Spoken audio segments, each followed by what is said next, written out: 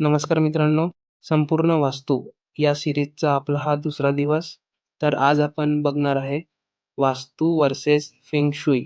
भारतीय वास्तुशास्त्र आणि चायनीज वास्तुशास्त्र यातील फरक. फेंग शुई ही चायनातील 3000 वर्षांपूर्वीची वास्तुसंकल्पना आहे. चायनीज वास्तुसंकल्पनेमध्ये 5 तत्वांवर फोकस केले जाते. पहिलं म्हणजे लाकूड, दुसरं आग, तिसरं पृथ्वी, चौथं धातू आणि पाचवं पाणी.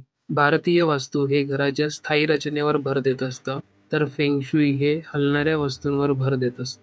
इमारतीचं बांधकाम हे भारतीय वास्तूनुसार व्हायला पाहिजे आणि इंटिरियर डिझाईन हे फेंग शुई चायनीज पद्धतीने व्हायला पाहिजे.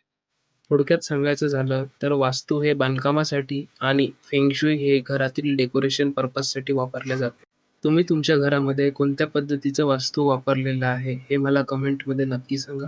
संपूर्ण वास्तू या वास्तू सिरीजच्या पुढच्या भागामध्ये आपण बघणार आहे पंचमहाभूतांचा वास्तूवरील होणारा परिणाम. या संपूर्ण वास्तू सिरीजला पाहण्यासाठी तुम्ही आजच आम्हाला फॉलो करू शकता. धन्यवाद.